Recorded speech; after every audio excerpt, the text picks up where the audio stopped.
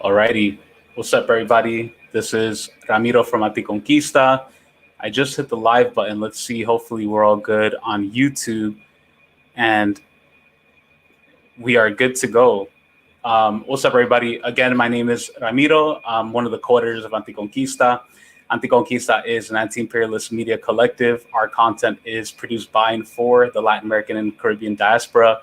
What's up, Mari? Shout out to Mari.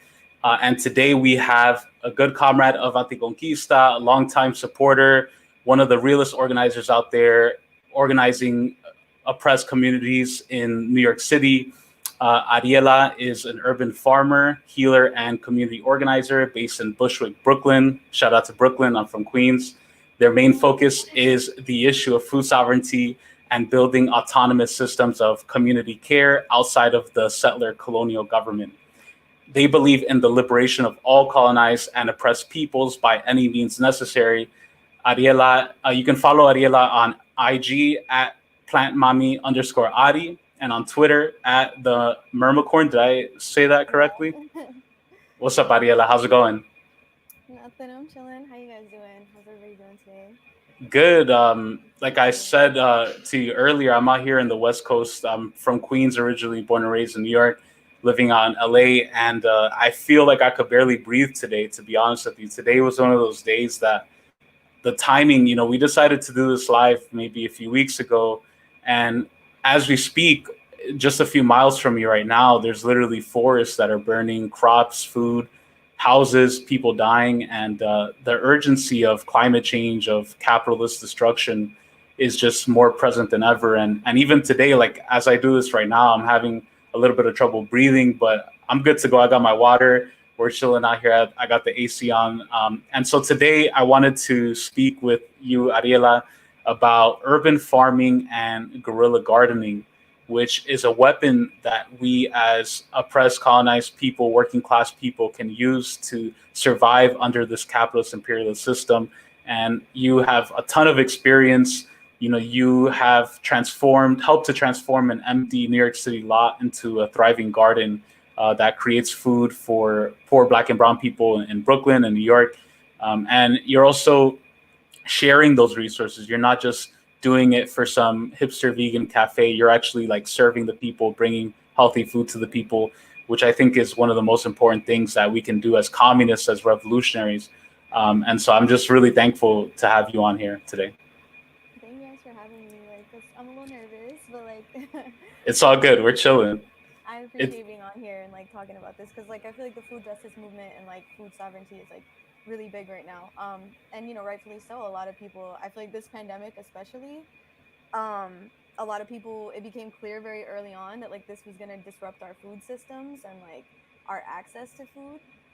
So a lot of people just kind of like sprung into action and like you see a lot more interest and a lot more people talking about it. So yeah, definitely. And shout out to Whitney in the chat. Shout out to Itzel. What's up, compañeros, compañeras? Shout out to Itzel, who's always on these lives. Shout out to Anthony. Shout outs from Occupied, Kume, Yailan, San Diego, Cali. I'm sorry if I mispronounced that.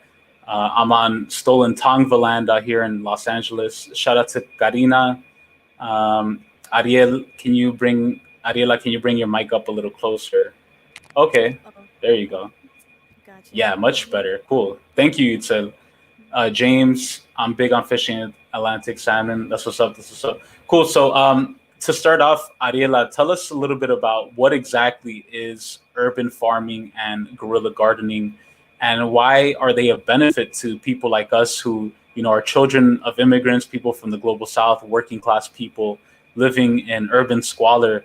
Why does urban farming and guerrilla gardening benefit us, and what is it about exactly? Yeah, so urban farming is, essentially what it sounds like. It's like it's farming in an urban setting. It's whether that's, on the roof, if that's like on your fire escape, if that's wherever. It's just farming in an urban landscape. Guerrilla gardening is a little bit different in the sense that it's kind of just more I guess like impromptu gardening, in the sense that like if you find an empty lot, if you find like a little corner of the park, like you might go plant some stuff or stuff like that. So actually like one of the first days that we were out at the lot and like prepping the soil and like cleaning up the trash and stuff, somebody like was riding by on a bike and they got so hyped and they were like, "Oh shit, guerrilla gardening!" And I was like, "Yeah, like." So people kind of recognize it. It's more like impromptu, more informal. It's not as legit. It's literally just like, fuck it. I have some, some space here. I have a little bit of piece of land, so I'm just gonna plant and see what sticks and that type of thing. Cool. That's what's up. And then BC Garcia said, please move your mic closer. Hard to hear. My fault. So sorry. No, it's all good. I think probably if I hold it, I had to do that one time on a Zoom call. I had to go like this, like in public. uh, yeah, This better? yeah. That's. Oh yeah, yeah. Much better, much better. Cool. Oh, dude. Yeah, no, I think it's cool. Urban farming and guerrilla gardening because it's like growing up in New York. Like my family's from Honduras. My dad was grew up as a farmer, small farmer in the South, and he grew up learning how to grow tomatoes, grow corn, grow all this stuff. And growing up in New York and having such a big transition, it felt like I was kind of useless. Like being in an urban area, I was so dependent on like junk food and fast food, and it's just I felt so unhealthy. And every year, like when we would go back to Honduras, and I'll meet the farmers there who were growing their own food and crops, just seeing the happiness, the level of happiness in their eyes of being able to eat their own food that they grow and see it from beginning to end and feed their family at that was something beautiful. And I'm hoping that with this conversation, we can bring a little of that feeling to people who are maybe struggling, are hungry, are struggling to survive. We have the pandemic going on right now with COVID-19. A lot of people have been laid off. A lot of people's hours have been cut. Food is short. Food insecurity is going through the roof. And so it's important that we do stuff like this because these are one of those tangible things that, as communists, as revolutionaries, when we talk to our people, we can be like, these are the skills that we bring. It's not just about like writing some fiery speech and taking a picture with a bullhorn. Like this is the tangible material economic stuff that we can do to serve our people. So why don't you tell us a little bit about how you specifically got into urban farming and guerrilla gardening? Like what were some of the organizations that you do work with, and how did you get into that realm of work? Honestly, it was very organic. I, like you mentioned, like on both sides of my family, they're immigrants, farming background, agricultural background. So it's like I always talk to my grandmother, and I'm like, it's in my blood. Like this is, like what I don't know, like I guess how my ancestors speak through me. Um, so and I'm always like every time I get so excited, like I'm always just like thank you to my ancestors like for like the fertile hands that I have because like anytime I've tried to grow something, like it's just been successful. And so that's like, always exciting. But it was yeah, it was just very organic. It was something that I kind of just like got interested in a couple years ago. I would say maybe like 2016, 2017. I started pretty small just with like a little garden on the roof just to see what I could grow.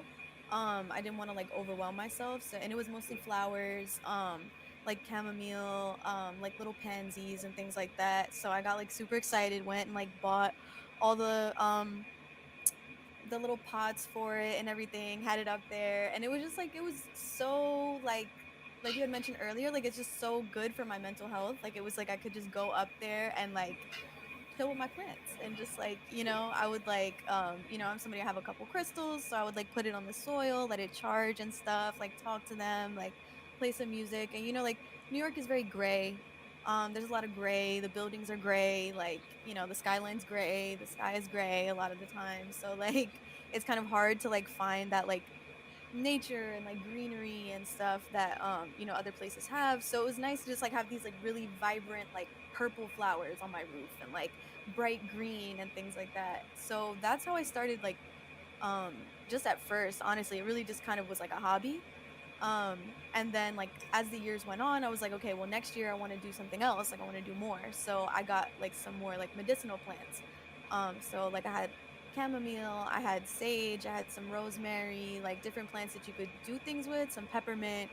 um and I also had some pepper plants that I got. They were like cayenne peppers, and it I grew it from a little plant. Like I bought them all at the store, and then like I learned how to save the seeds so that I could like regrow them the next year. So it's just like me, I'm like a nerdy kind of person, so like anything that I have interest in, like I'm gonna research it, I'm gonna look at what's this and that and this process and how could I do this. So that's kind of how that started. Um, and then I had a garden like at my friend's house in Queens. Um, and then I no longer had access to it this year, but like last year I was just kind of like, let me see what I could grow. Like, I had there was a Three Sisters garden. We were growing tomatoes, a bunch of tomatoes, peppers. I grew the peppers that I had, the plant. I saved their seeds and grew those. So those are like a friend of mine, my cayenne peppers. We've been growing together for like 3-4 years now. Um, yeah, and then this year it was just like, okay, and I this is something I feel really passionately about. This is something that I feel really strongly about. This is something that like benefits everybody. It's not just me, I literally, when I the first year I was growing my tomatoes, like I couldn't eat all those tomatoes. Like there was like literally I would go pick up like 5, 6, 7 of them every day. So it was like there's no way I can eat this myself. So I was just giving them out to people. I would like go to work, I would go to the corner store and be like, "Hey, you want a couple tomatoes?" Like just give it to them. Like, "Yeah, I grew these." Um so starting that way, and then this year with this lot, what I knew, I was like, I definitely think like this would be a cool project. I follow somebody on Twitter. I'm definitely gonna plug him again later, but the account is at Build Soil, and I will say like his account was like a very big motivating factor for me to go into like the guerrilla gardening aspect of it, and to just be like, fuck it, like let me just grow shit here because we're gonna need it. And his whole page is about building soil and um you know adjusting our agricultural views as a means to address climate change, because when you get into like polycultures and and different ways of farming, we could sequester a lot of the carbon. It's not just planting trees, we could sequester a lot of this carbon in our agricultural systems, in restoring a lot of native ecosystems and habitats and things like that. So this is really important work on a lot of different levels. So when following his page and like learning a lot about the science of things, it was it was definitely a big factor in this. So I was like, okay, well, let's just start a garden, see what we could do. There's this lot maybe 3 blocks from my house. It's been empty for like 4 years. It's full of trash. It used to be a parking lot, and now it was like very rocky, and I was like, let's see what we could do here. So that's kind of how we got into this, and like the rest is history, and now it's like kind of our space and stuff. But yeah, that's my own personal journey. I got into the Soul Fire Farm Institute, was supposed to go this summer, but obviously COVID, ruined everybody's plans for the year. So but hopefully if everything calms down, I can go next year. They rolled over our acceptance. So and I'm applying for farm school in New York City this year, so fingers crossed I get in. That's what's up, yo. Hopefully you get in. Honestly, like I've only grown one thing in my life. I've only tried to grow one thing in my life. Out here in Cali, we can have up to 6 plants of weed legally, and so I tried to. I had some seeds that I collected, Mhm. and I kept them. Bought another I plant. tried to grow them, and I failed horribly, yo. Like I had a little pot. I started like watering them. I started like exposing them to sunlight. And Ophelia, my girlfriend, my partner who lives with me, shout out to Ophelia, who's also a co-editor of Anti-Conquista. She was telling me, she's like, "Yo, you're overwatering them," and I wasn't listening, and I was overwatering them, and eventually I could tell like they were rotting from the soil or something like that. And they Yeah. were growing very well at the beginning, and then they just like started like flopping. Yeah, It that's was what I love crazy. about plants. It's like they definitely teach you so much. Like I've learned so much just from plants. Like it's not something you don't get instant gratification. You don't like I'm not going to plant it and then tomorrow I have this big plant. It's going to take a couple weeks, it's going to take a couple months. But every time you go back to the garden, like you're just shocked by how fast they grow, and like as you start growing more and more plants and working with them, like they really are like friends. Like I know what you like, I know what you don't like. I say like every time I plant a new plant, I'm making a new friend. So like my cayenne pepper, like I've grown them for like 3 years now. We're friends. I know what you want, I know what you like, and we know how to work together. Other plants, it's like trial and error. Like the first time you plant something, honestly, you're probably gonna kill a couple of plants because like even if you do it to a T, sometimes it doesn't work out that way. So Yeah. No, that's exactly right, and it connects to what we'll talk about in a little bit about like your ideological view, because this isn't just like random gardening or farming. Like the work that you do, especially, like you have a class analysis, you have a revolutionary view of capitalism, and the alienation that we have from plants and other living beings under capitalism. But when you have a revolutionary anti-capitalist socialist view, you have a symbiotic relationship of friendship and cooperation that I think you were alluding to earlier. What I want to do for people who are watching is I want to share some pictures. You sent me some really beautiful pictures of the urban farm or lot that you've been caring for, and I believe it's caring work. That's work that under a socialist government or system that people should be paid for, because you're producing labor, you're producing labor that's valuable. You're giving back to the environment, and unfortunately, under this society, people aren't gratified or paid for that. So I want to show some of the pictures. I have two sets before and after. And Ariella, if you want to just, as I go through each picture, maybe just tell me a little bit about, like what's in the picture, the context of it. So I'll start off with some of the before pics, just so people get a sense of just how. Totally changed. So Yeah. tell us about this lot. This was, I want to say this was maybe like February, March, like sometime around then. This was like right when we first went in there. You could see it's just trash everywhere. This was the whole lot. So that's kind of why like there's like a lot of shrubs that are like kind of brownish and stuff. Like it was obviously nothing was in bloom. But if you can see in a I'm sure we'll get to it, but like the soil was like very rocky, because it used to be a parking lot, so all these plants that were here, like their roots have been breaking up that concrete, and like so it's really cool the way that it's kind of come alive. But yeah, you see this, it was like a giant trash heap. Like it was just a big pile. There was like TVs, chairs, strollers, a mattress, like just people were just kind of throwing garbage in this lot. Yeah, no, it's crazy because it just shows you the potential for like what is possible, that you can transform something that people walk through every day. Here's another picture that I thought was of the lot that was interesting. Yeah, so you can see it's pretty big. It's not like, I mean, it's not huge, but like, it's a pretty big sized lot. And you can kind of see like in the I'm pointing, like people can see where I'm pointing. But you can kind of see like the patches of like gravel peeking out through like where the plants were starting to come out. It was just full of trash. There was not really too much life. You would find the occasional cat. You might see a rat running by or something like that. But really, like, this is what it was. And it, like I said, it was like this for years. It hasn't been used as a parking lot since 2016. So this was just something that people were walking by every day. It's just this empty lot, trash. People would go in there, smoke weed, do whatever, and like that's fine. Don't get me wrong. But it's like around a bunch of trash. Like Yeah, and it just reflects like the way that this government views working class poor black and brown people as trash. They allow, under a socialist revolutionary government, that would not be allowed. Like that would be cleaned up, that would be taken care of and run by the people for the people. And it's just a testament to like the way that they view us, like literally like trash. Tell us, so this is some of the soil, right, that you said was yes. on the lot. This picture is like you can really see it's very rocky, like those, like the kind of bigger white pieces are like actual pieces of like gravel and like concrete. Oh snap, sorry, I forgot. I gotta It's all good. yeah, so and then but you do see there was like little little plants peeking out. There's like a bunch of mugwort in there, like little, plants, because life is always gonna find a way. You're always gonna find plants growing in the most like unlikely places.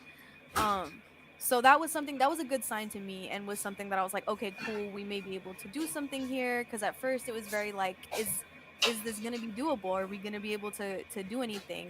And we kind of went into it knowing that we weren't gonna get like a super huge yield the first year, and that most of our effort, if anything at all, and that most of our efforts were gonna be just to build the soil and just to like actually add organic matter and life back into the soil. That's what's up.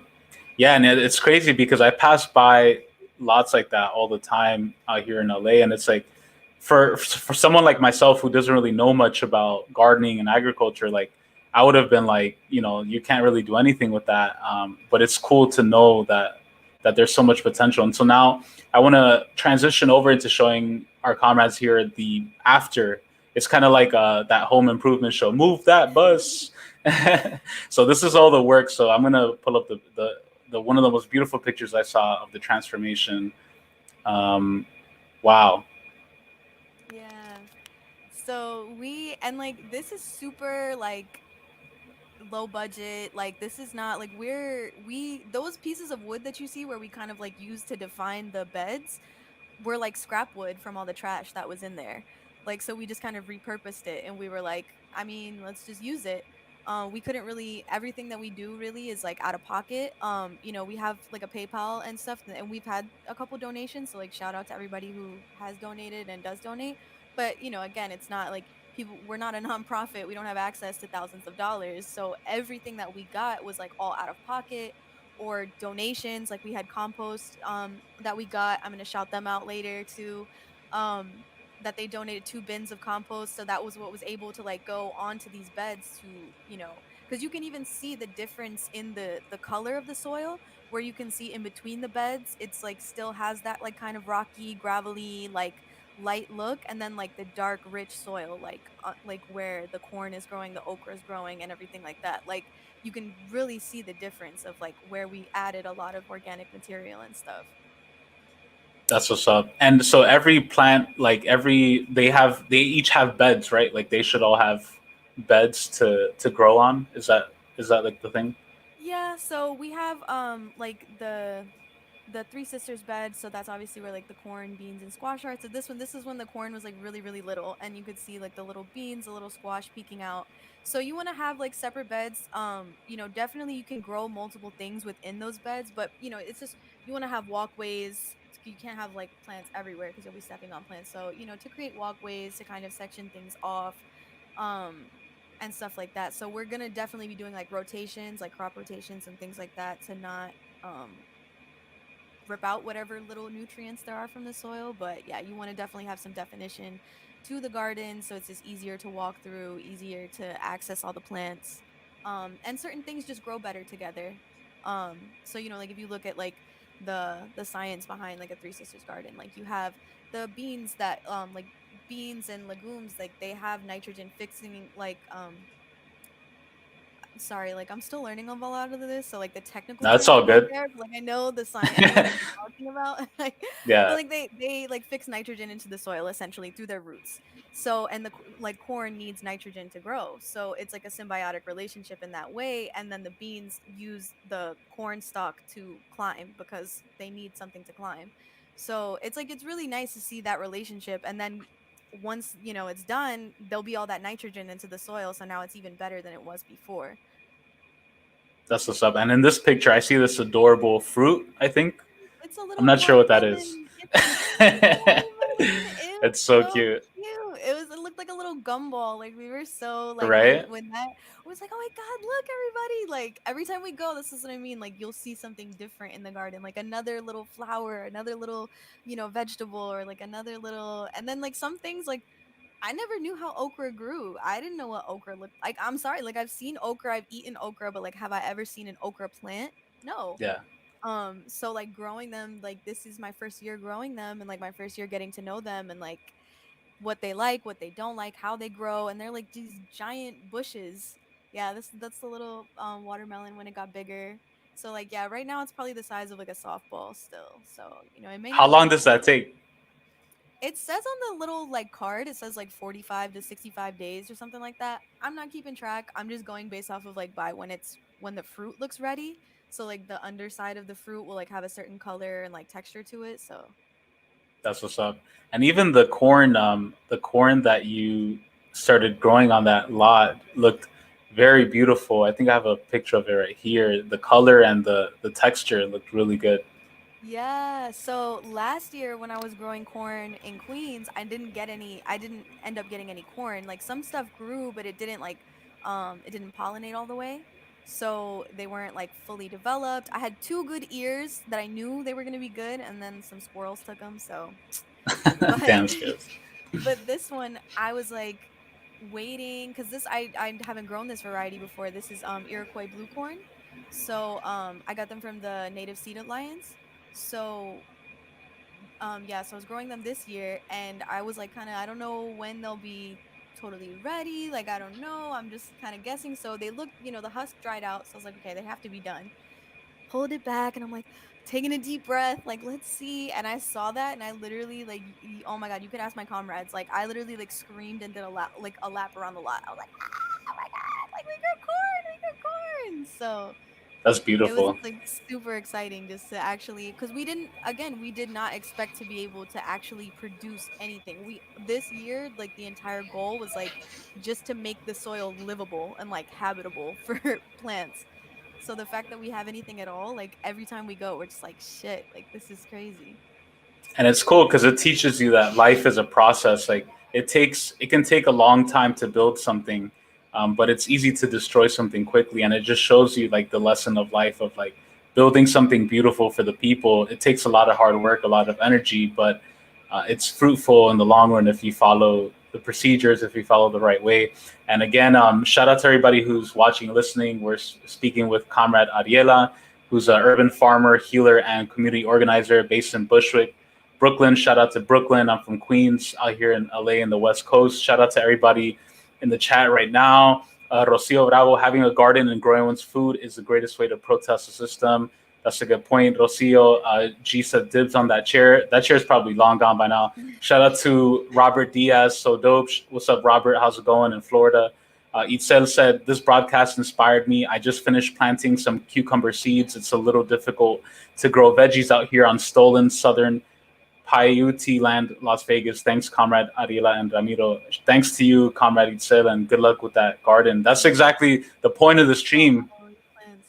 Is that's exactly the point, is to share the knowledge of somebody like Ariella who has experience doing this and serving the people, and feeding the people, and it's something that is not only good for our bodies but also our mind. And so I wanted to, now that we've kind of gone over some of the pictures of your garden and the work that you've been doing, tell us a little bit about the impact of capitalism, imperialism, and climate change on food and the environment. Why? What is your view as a revolutionary about agriculture under capitalism? Yeah, so I'm probably gonna be ranting, so everybody bear with me. I feel like very passionately about this. But but quickly I wanted to go back to something that you had mentioned about when you were mentioning how we're like alienated from the land and like from each other.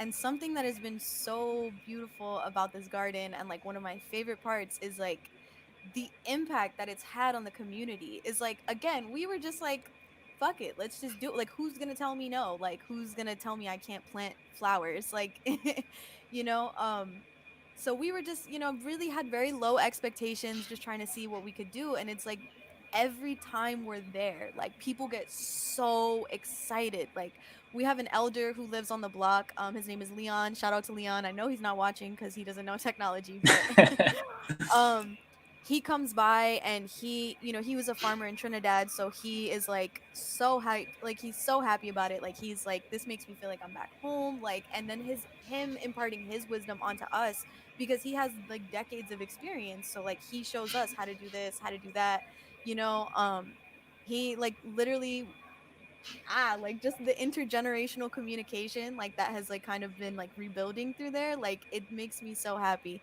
We've had people walk by, and they're like, oh yeah, I noticed you guys were here, I've been meaning to catch you. Here's some tomato plants, like, here's some compost, here's this, like, what can I do for you guys? Like, do you need access to this, do you need access to that? Like, the guy who owns a corner store, because there's like a corner store right by the back entrance to the lot, we use his hose every time we just walk in. He's like, yeah, just take it, like, and then he'll tell us like, yeah, make sure nobody's messing with it, I'm always checking on the lot. Like, Leon, same thing. Like, he's like, every day I come over here, like, just to see the way that like the community is just so into this, like, wow, you guys are really doing this, like, this is crazy. Like, it just, it's just a whole other extra layer of it. Like, this garden is really like a community garden. Like, it's not a nonprofit. It's not, honestly, it's not even recognized by the city. Like, again, this is where like the guerrilla gardening aspect of it comes in. This is a guerrilla garden. Like, this is not anything certified by anyone. We didn't ask for permission from anybody. We just did it, and we're here. um So to go back to your point about, like the important, like all this in the backdrop of the climate crisis and capitalism and everything that we're going through, um, it's no secret that, I mean, capitalism just destroys everything. And it's hard to, I was listening to this podcast the other day. It's called For the Wild. And this native seed keeper and farmer, Rowan White, was on the podcast. She was a guest, and one thing that she was talking about was like our broken agricultural system. And she said, we are broken people planting broken seeds. So like when you think about like genetically modified crops and things like that, and the way that corn is like mass produced, and it's just so different from the way that it's supposed to be, like this, it goes into our food, you know what I mean? Like we're kind of eating food, even if you get food from this, the market or whatever. Like there's just a difference between eating a tomato that you grew and a tomato from like a factory farm. They taste different, they feel different, they look different, the seeds look different. So it's like, it's economic, but it's also spiritual. It's also like, it's so much deeper than like what we would think of it. But like it's actively destroying our ecosystems. It's actively destroying our planet the way that we do like monocropping, which is essentially, where you go and you just see like a giant field of one plant. That's horrible for the soil, and it makes it, like high, it's like high input to get like not so much in return. Like you always have to have fertilizer, you always have to have this new industrial equipment, you always have to have this, rather than working with the existing ecosystem and the existing climate. And like how can we plant plants that work together? You have to have pesticides when you have like these plants that are like these huge fields of monocrops and things like that, because it could destroy your whole harvest. Versus if you have like that polyculture and like different crops that work together, you may, like, we have mint in the garden, and like mint like kind of repels certain animals because they don't like the smell. So we haven't really had any issues with any animals or anything like that trying to steal our crops and stuff. You can do that when it's like much smaller scale, and it's like much more intimate, and it's like working with the land and what works with that. So like our capitalist system of production is the same way as any other industry of like, it's people, agricultural laborers are alienated from their labor. They're not feeding their communities, they're not feeding their families. You have these giant factory farms that are buying up all this land, destroying existing grasslands, destroying existing ecosystems, to mass produce what? And then a couple years down the line, they've left the soil and it's degraded. It's, there's no nutrient, it's been stripped of all its nutrients, it's eroding, it can't hold anything. It's a really, really horrible, horrible system. So, doing this work and decentralizing, which is like huge and such an important factor in any revolution and in anything, is like to just decentralize and kind of put the power back in the hands of the people. To do that is, going against capitalism. It is revolutionary, and it is healing the land, and it is rebuilding our relationship to the land. And it's like, it's so on just so many levels, like what we need to be doing and where our movement needs to be going. Um, Yeah, well yeah, I feel said. like I'm rambling, No, but no, no. It's so true because there's so many levels to it. Because it's like I'm glad you said there's like a spiritual component, because like if you're eating in this war against capitalism and imperialism, it's not just economic, like you said. It's spiritual, it's ideological, it's the media, it's the food that we're eating, the images that we're getting in mainstream media, and out here in LA, it's crazy because you go to like some of the hood parts of LA and you won't see a single store or garden for like miles. And then the only thing you'll see is like a grocery store with junk food and food that's literally poisoning our people and creating, it's not giving enough nutrients and it's not making them healthy. And we're in a way being starved in the hood with these poison McDonald's, Burger King, all this stuff, and all the gardens get to stay in the nice white areas, rich white areas where they're all organic and stuff like that. And internationally, like we kind of see the same thing where you have the U.S. big agricultural companies forcing companies to become monocultures. For example, I was in Honduras last year in the northern coast, in right by Tela, which is on the Caribbean. And that whole coastline, I was driving from Puerto Cortes to Tela. That whole coastline was all palm oil fields. And the way you see them growing, it's like military style. It's like lines, right? It's not like a converged forest that's like, one branch going here and another thing going there. And like how you were saying with the microcosm example of like mint, surrounding the plants to avoid the pests and stuff like that. It was just like military style palm trees for the palm oil, using GMOs, using pesticides. And it's horrible because, like you said, that's so bad for the environment. And by the time that environment and that soil is totally ruined, those companies have already pieced out and moved somewhere else to grow the same thing. And so it's just insane to see how on the microcosm, with capitalism domestically, we see the capitalists starving the hood, and then internationally they're starving the global south. For example, the UN, which granted is not, is an imperialist institution, but even they admit that there's enough food being produced worldwide to feed 12 billion people, right? And the fact that that's not happening because there's a lack of distribution under capitalism, because under capitalism what rules is profits and not people, right? The profits come first. If it's not profitable to feed people healthy food, the capitalists are not going to do it. And so that's why. Look at all those like pictures like during like COVID and everything where the like farmers were just throwing away like literal tons of potatoes, of like all these vegetables and things like that just because they couldn't sell them. It's crazy. Like, and there's people, mind you, like there's people going to like food banks and things like that. People are hungry, people can't eat, and we're throwing away the food that we're producing because we can't profit off of it. It's like this system is just like contradictory to everything natural, to all of humanity. It's really, and one thing I wanted to bring up that I remembered was that I had read in some book, I forgot now what book it was, but I had read in this book about how like a lot of plants, they release like hormones and like chemicals when they're being eaten. So like if a bug comes by, let's say, and it's like a bug that will destroy and into like destroy this plant, it'll start releasing a hormone to let the other plants know, and then the wind carries it to let the other plants know that this predator is here, this bug is here, it's eating me, and then those plants will start producing chemicals in their leaves so that the leaves don't taste as good, Wow. so that the pests they don't eat as much and they don't want to eat them. But what we've done with our agricultural system, and I mean I use we very loosely here, I didn't do that shit, but like what we've done with our agricultural system is that, and with these GMOs, is that we've stripped our plants of that ability, so they don't produce anything. They're essentially like they can't see, they can't hear essentially, and we're like, and all we're doing is just dumping chemicals on top of them, like to remedy that. And so we're like cutting their fabrics as well too, their social fabrics, because plants talk to each other and plants have their own relationships with each other.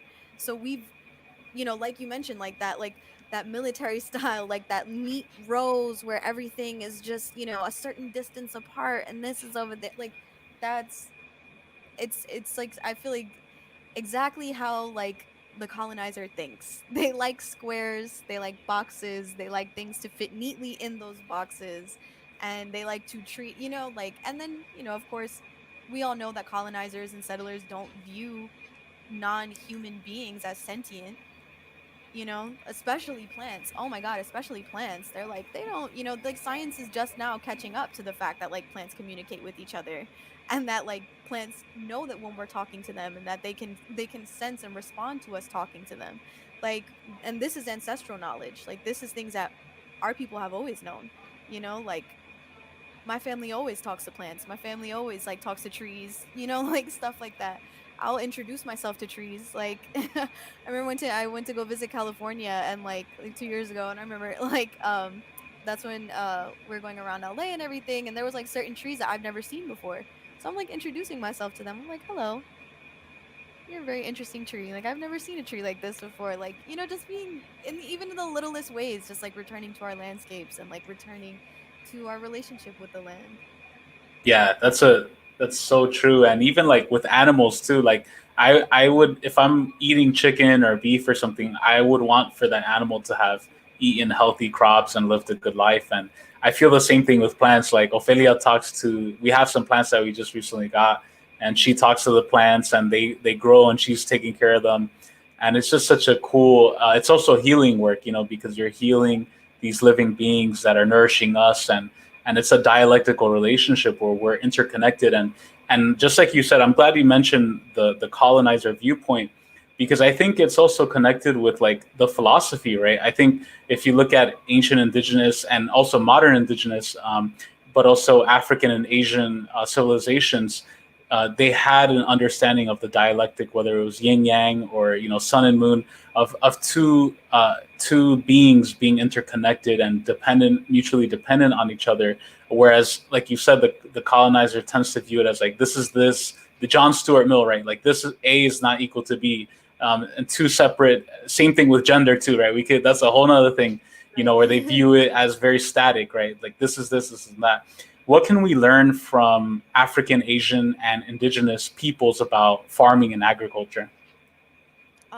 Yeah, so I mean, I definitely want to like reframe a little bit in terms of like, like regarding that like black and African people like are indigenous. Like indigenous people are all over the world, and it's something that I love about the Zapatistas, and that they say is like a world with many worlds, or a world in which many worlds fit. So like, there are so many different indigenous cultures, like you can't just like paint with a broad brush. And I'm not saying that you did that, but just putting that out there, that like every, like one of my friends had told me, about how like people would know what people you came from based off of how you did your agriculture, because it was so like specific to the region, to the ecosystem, to the culture. Because there's also, it's impossible to separate culture from anything. Like our relationship to the land is so heavily, like as we were just discussing, is like most people are alienated, and that's because of Western US culture. But I think that there's like so many lessons, to be learned from the way that indigenous people have stewarded the land, and how their relationship to the land, like all over the world. um I think that a lot of us carry that knowledge, within us. Like a lot of people, it's very intuitive, and we remember even if we don't really consciously remember. Um, but I mean, and again, it's really hard to like I guess have one takeaway when there really are so many like diverse techniques and so many diverse like views of agriculture and how to care for the land and steward for the land. But I think the main thing is like indigenous cultures across the globe, like they all, one thing that they have in common is like understanding their like that different ecosystems and different regions function differently. And so how do we work with that instead of against it? You're not going to turn the desert into a green prairie land. So how do I grow food in the desert using what grows in the desert and using what I have in the desert? How do I grow in a mountainous region? Like in places like South America, that's where you have like the terrace farming and things like that, because they've found ways which still stand to this day. They're thousands of years old. They still stand to this day because they were built so perfectly. Like just working with the land, I guess, is the biggest takeaway that we can get. And like that means studying it, that means respecting it, that means paying attention. So when you go outside, like paying attention to what was the temperature like this time last year, what was, or like what has the weather patterns been, has it been really rainy, has it been really dry? So what does that mean that I need to do for my plants? What is it, when you're looking at the plants, if they look a little bit sad, they look a little bit this, like looking that up and being like, well, what is the issue here, rather than just like dumping more water on them, or like What I not did. giving them right. Or not giving them like water because you're like, yeah, they'll be fine. So like just the biggest lesson that we can take is to just pay attention. you know like one of the things is like like maple syrup and stuff. Like colonizers asked like natives in what is now Canada or like upstate New York, like, how did you know? And they said the squirrels showed us. And the colonizers, of course, were like, what do you mean the squirrels showed you? Like the squirrels couldn't show you. But sure enough, one day one colonizer is like there and they saw a squirrel, and the squirrel knew how to get to the maple syrup. Like so like this is how like people function, is just like paying attention to what do the animals know that I don't know. Like why are they doing this? And like when once you do that, I feel like you just like kind of like really tune into like the rhythm of Mother Earth. Like which is something that can be really hard, particularly in urban settings. Is like, I feel like for folks who may be watching who do kind of live in more rural areas, like it may be very different for you. You may be like, oh my god, these city kids, like, um, but it's hard when again you're surrounded by concrete and everything is gray and everything is dreary and everything is really fast paced. It's not as easy to remember to maintain that connection. Yeah, and I find it interesting that in countries around the world, anti-imperialist governments, you have attempts. It's not perfect, right? By any means, is it not perfect? But for example, in Ecuador and Bolivia, after Rafael Correa and Evo Morales were elected into the new constitutions, they added the concept of buen vivir. There's a Quechua term for it. It was sumac sawai. I'm sorry if I'm butchering it, but in Spanish it was called buen vivir, good living. And part of that concept of buen vivir was rights of the earth, the rights of Pachamama, the rights of plants and nature, respect for nature.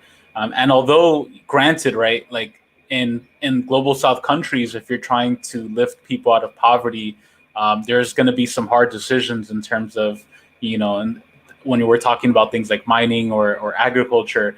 But at least we see some attempt, right? Some attempt by our people in the global South to institute that into law under a leaning government. And also in Venezuela, you have the comunas, the communes across Venezuela, the country, that are creating food. Also Nicaragua as well, because as we can recall, Venezuela and Nicaragua are undergoing sanctions right now. And one of the biggest impacts of the imperialist sanctions against Venezuela and Nicaragua, a big part of that is limiting its ability to buy seeds, to develop its own agriculture. And so, in many places in Venezuela and Nicaragua, you have urban farms, you have people in the urban areas growing food locally for local families, and they coordinate that. And it's a really beautiful thing, because I think, like, when we talk about farming and gardening, like, I remember I was talking to some of my friends in shout out to Edwin, by the way, sumac kasai, that's the correct term for buen vivir in the Quechua civilizations. And I remember I was talking to somebody back home in New York. I was like, oh, I really want to get into gardening and stuff like that. That's really cool. And they were like, yo, that's mad white. And I'm like, what do you mean that's mad white? Like, our people have been doing this for mad long, for thousands of years. And it just sucks, unfortunately, not blaming this person, but it reflects a broader, like, racist view that, like, white people are like these rational, beings that know how to take care of the planet and know about gardening and organic. When that stuff is stolen from us, those resources are taken from us, and our lands are treated as like dump zones for for their commodities, where they dump their capitalist commodities that we purchase. Meanwhile, they have all the good shit, right? They have all the organic shit. They have all the gardens, and so it's just crazy to see, like, that dichotomy, right? Of, like, the racist implications of gardening and agriculture under capitalism, where that's associated with white people. Yeah.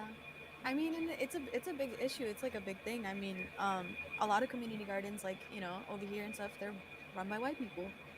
Um, so a lot of people feel like that's not my space. They don't feel comfortable in those spaces, or like, you say like you get like organic or fresh produce. It's like, oh, that's white people, you know, like only white people do that, or like, oh my god. And it's like, there's a lot to be said that we could do a whole episode on that. Like, there's a lot to Yeah, be said on the way that we internalize our own oppression, and it's in a way, it's like saying that we don't feel like we deserve, you know what I mean, we don't deserve the fresh food, like we don't oh, that's reserved for them, like we don't, that's not, versus like you mentioned, like seeing it as something ancestral, and seeing that as something, that we carry in us.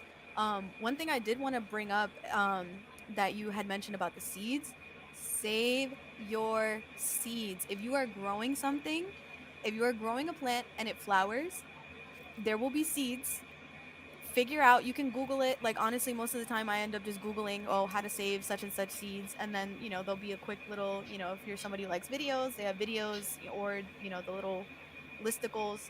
um Save your seeds. Save your seeds. You should be trying to save as many seeds as possible. Certain foods, you can save the seeds and still eat them. So, like, for example, like my cayenne peppers that I love so much, like I can eat the whole pepper and save all the seeds from every pepper. So, like, do that because like as the climate crisis gets worse, as our food systems are going to be keep getting disrupted, we're really really really going to be dependent on our own resources. And something that we saw with like COVID and everything, this pandemic, was that a lot of people jumped to buy seeds, and then all these company or like these smaller organizations that have these that are these seed keepers ran out. They couldn't meet the demand. So it was like, and I mean, I was very grateful because I bought my seeds by January. I already had all my seeds for the year. So I kind of didn't wasn't as impacted by that, but like I'm saving every seed. Like all the best ears of corn that we got, I saved all those seeds. So I have more than I started out with because I'm saving them.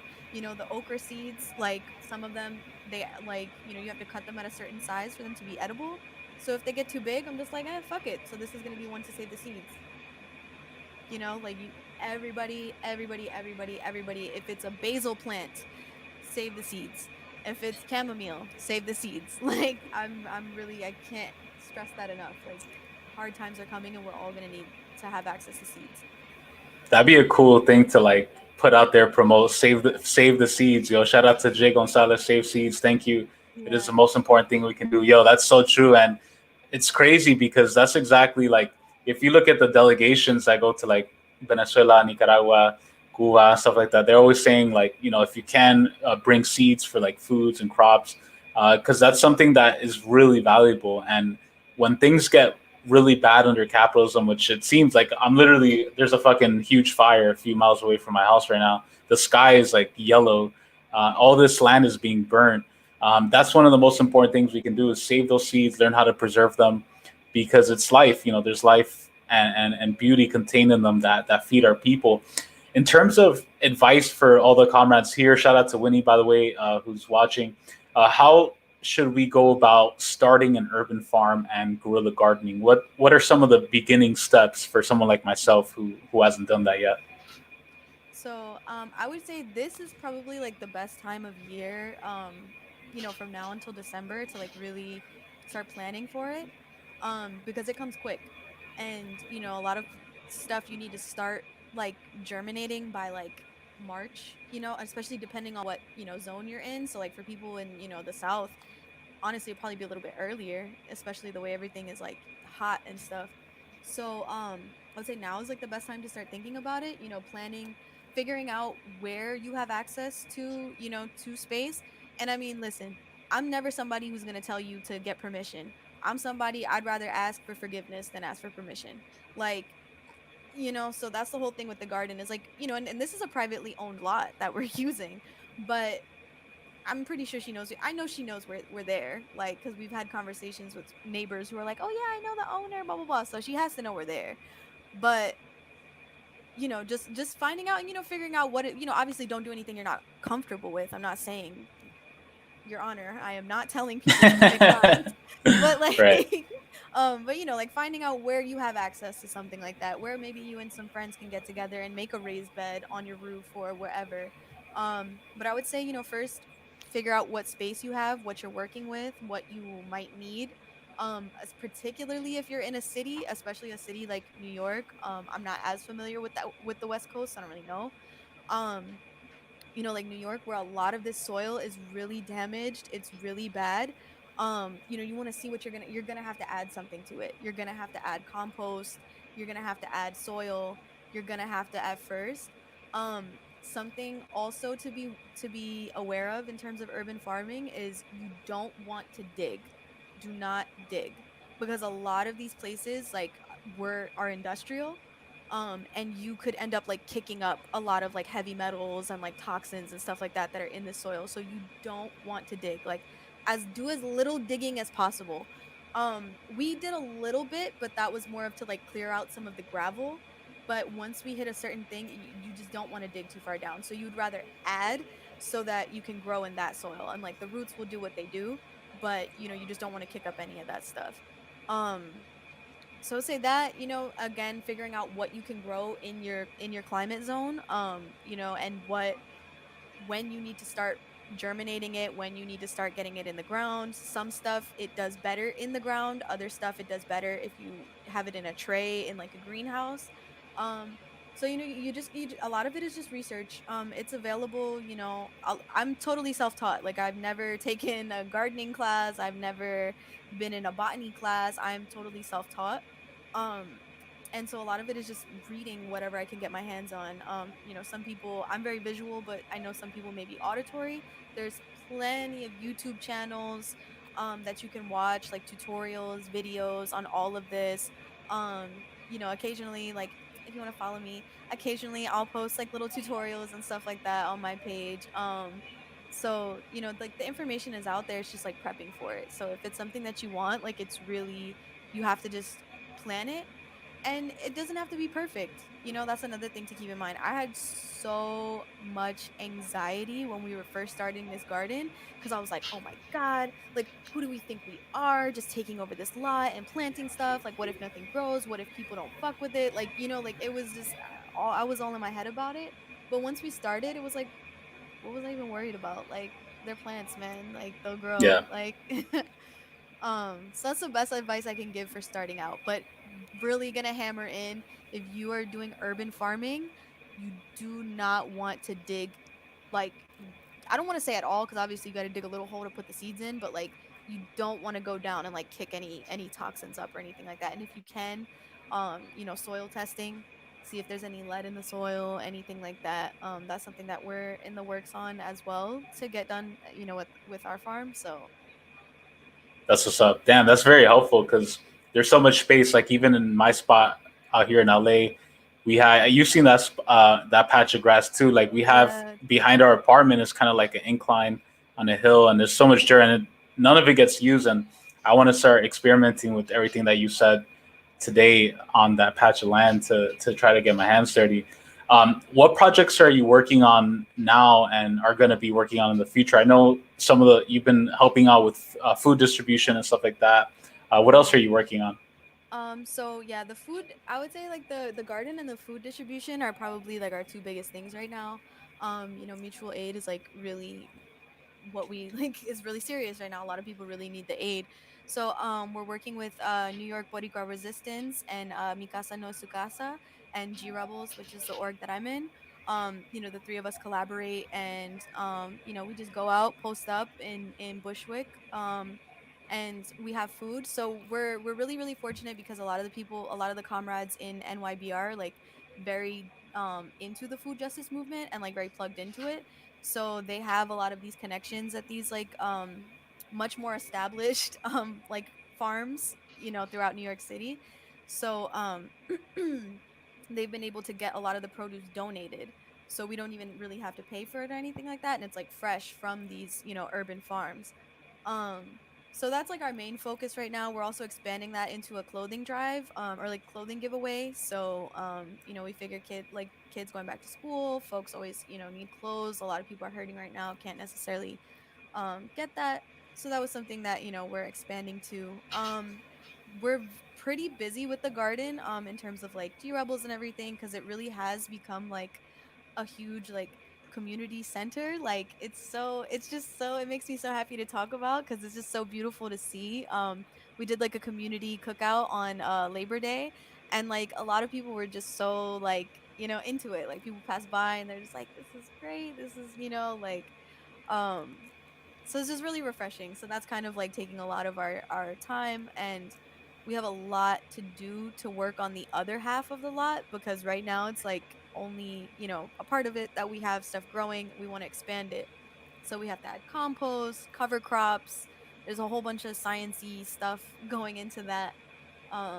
So those are our two main focuses right now. It's just like building the community garden, and like building the community around the garden. We have a couple events in mind and stuff like that, just to rebuild the social fabric now that everybody's unemployed, underemployed, chilling at home in quarantine, like For real, for real. Cool. Well, on that note, Ariela, thank you so much. Anything else you want to mention before we head out? Yeah, How can I people want to follow you? shout out a few people. Yeah, so like we mentioned at the beginning, for folks who are just getting on now, you can follow me on Instagram at plantmommy_Ari, and then on Twitter it's at the Mermacorn. Yeah, so it's an old ad, so It's all good. high school shit. But Be like I do BX Baller 23. literally We all like have those embarrassing screen names. but we rocking with it. It's been a minute, so I think I'm gonna stick with it. But yeah, so I like my whole thing, plants and politics. I also have a Patreon that I'm gonna be launching this this month, hopefully, if I ever get over my like imposter syndrome and stress. So like stay on the lookout for that. But I do want to shout out all the people, everybody who's come to the community garden, who's worked on the community garden. I want to shout out G Rebels, my org. Like we really, really we did that shit. Like we did that shit. Want to shout out Leon, the elder, who literally without him, like I don't even know where we would be. He's done so much for the garden, and just like his wisdom that he imparts every time we see him. Somebody else to follow online is at Build Soil on Twitter. His name is Jordan. Like just a library of information. Like he is just an encyclopedia. Like he is somebody else who like I really really want to take time to like shout him out because like he really like basically it gives like free consultations. Like we'll FaceTime and like he'll be like, "Oh, I think you could add this, you could add that." Like just so passionate about the work and like really principled in the sense that like he is raising the alarm on climate change and everything, but also like what can we do about it? Because we can do stuff about it. It's not I feel like people kind of get in like a climate anxiety of like, we're all gonna die, this is it, this is over, blah blah blah. But like no, if we all really mobilized and like all really got organized and did these little guerrilla farms, you know what I mean, like these little like urban guerrilla things, like we could really actually completely change our food systems and our access to food and build the soil and sequester carbon and do so much wonderful things for the environment, like planting things like milkweed to get the monarchs to like come back and things like that. So anyway, highly, highly recommend following Jordan. Again at Build Soil on Twitter. Super, super in depth on all the science of it. Like definitely has a lot more technical terms than I do. Also wanted to shout out St. James Compost. They were the ones who donated the compost to us. They're in East Elmhurst. They're comrades, like just really doing really good work and trying to like help out in any way they can. And also check out BK Rut. They take compost. They're based in Bushwick. They do compost. They take compost. Really beautiful youth program. Um, yeah. So those are just some of the people that are. That's what's up. Cool. Well, thank you so much, Ariella. On that note, thank you so much for joining us. Again, we spoke with Ariella, who's an urban farmer, healer, and community organizer based in Bushwick. Their main focus is the issue of food sovereignty and building autonomous systems of community care outside of the settler-colonial government. They believe in the liberation of all colonized and oppressed peoples by any means necessary. Peace out, Ariela. Thank you so much. And shout out to everybody here. Shout out to Yamid, Save the Seeds, hashtag Save the Seeds. Peace out, everybody. Thank you.